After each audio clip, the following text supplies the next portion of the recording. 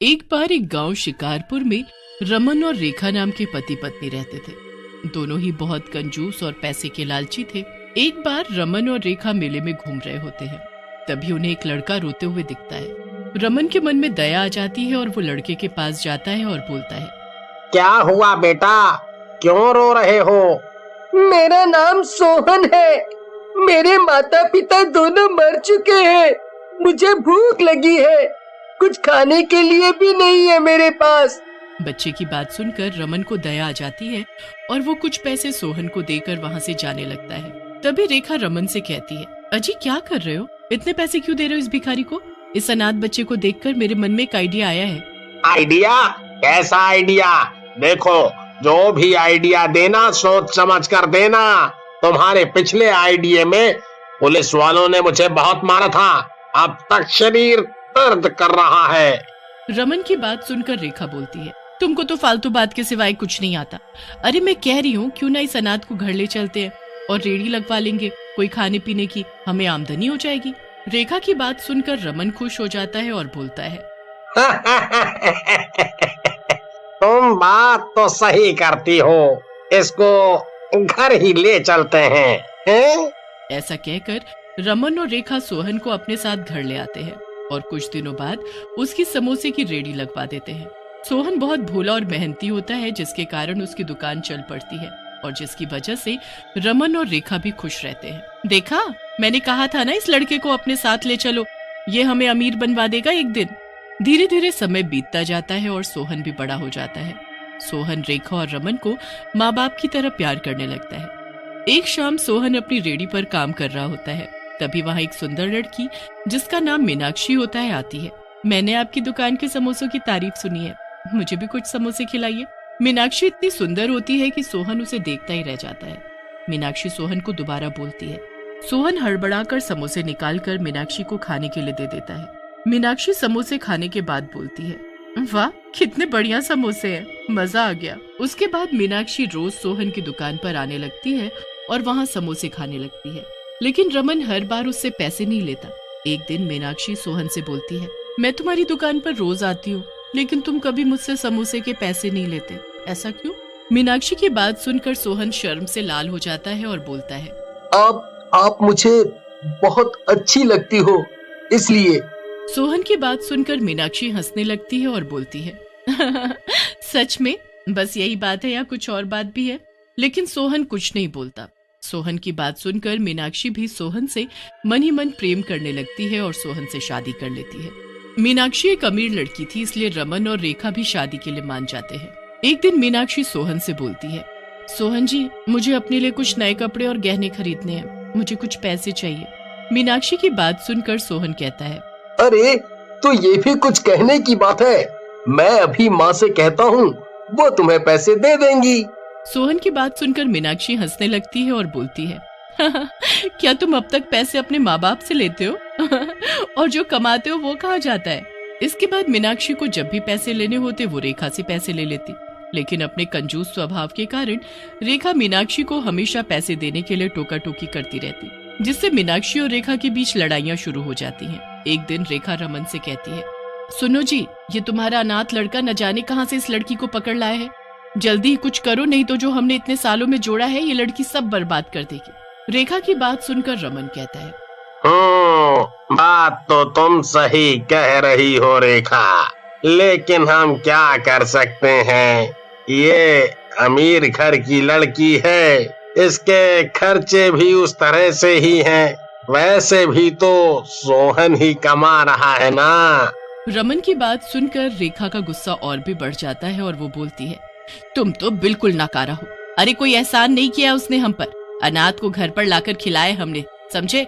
तुमसे कुछ नहीं हो पाएगा। इस मीनाक्षी को तो मैं ही सबक सिखाऊंगी। लेकिन रेखा और रमन की बातें मीनाक्षी सुन लेती है और उन दोनों के सामने जाकर बोलती है, तुम दोनों कितने स्वार्थी हो, तुम्हें सोहन से कोई प्यार नहीं है, वो बेचारा कितना प्यार करता है तुम दोनों को। मैं आज ही तुम दोनों की असलियत सोहन को बताऊंगी। मीनाक्षी की बात सुनकर रेखा और रमन हंसने लगते हैं। रेखा मीनाक्षी से बोलती है, तो तूने सब सुन लिया, बताएगी तो तू तब ना जब तू जिंदा बचेगी। ऐसा कहकर रेखा और रमन मीनाक्षी को पकड़ लेते हैं और घर की छत पर ले जाकर वहां से धक्का दे देते हैं। नीचे गिरकर मीनाक्षी की मौत हो जाती है। सोहन मीनाक्षी के मरने के बाद बहुत दुखी रहने लगता है। मीनाक्षी, मीनाक्षी तुम कहाँ चली गई? मैं फिर से अनाथ हो गया। मेरा इस दुनिया में तुम्हारे सिवा कोई नहीं था। तुम भी मुझे छोड़कर चली गई। अब मैं कैसे जीऊंगा, कैसे जीऊंगा? मीनाक्षी के मरने के बाद सोहन का काम पर से मन हटने लगता है, जिसकी वजह से उसकी समोसों की दुकान की बिक्री भी कम होने लगती है। एक दिन रेखा सोहन से बोलती है, क्या हुआ सोहन बेटा, तुम ऐसे उदास क्यों रहते हो? जिसे जाना था वो तो गया। रेखा की बात सुनकर सोहन बोलता है, मैं क्या करूं माँ, मैं मीनाक्षी से बहुत प्रेम करता था। उसके बिना मुझे कुछ अच्छा नहीं लगता। वैसे भी उसके बिना मैं पैसे भी कमाकर क्या करूंगा? ऐसा कहकर सोहन वहाँ से चला जाता है। तब तक वहाँ रमन आ जाता है। रेखा रमन से कहती है, देखा तुमने इसको, ये तो देवदास हो गया उस मनहूस लड़की के चक्कर में। अगर ऐसा ही रहा तो हम दोनों रोड पर आ जाएंगे, कुछ करो इसका। रेखा की बात सुनकर रमन कहता है, अरे क्या कर सकते हैं इसका, ये अब हमारे किसी काम का नहीं है। मैं तो कहता हूँ इसे भी किसी दिन अच्छा मौका देखकर मार डालते हैं और कोई और अनाथ पकड़ कर ले आते हैं।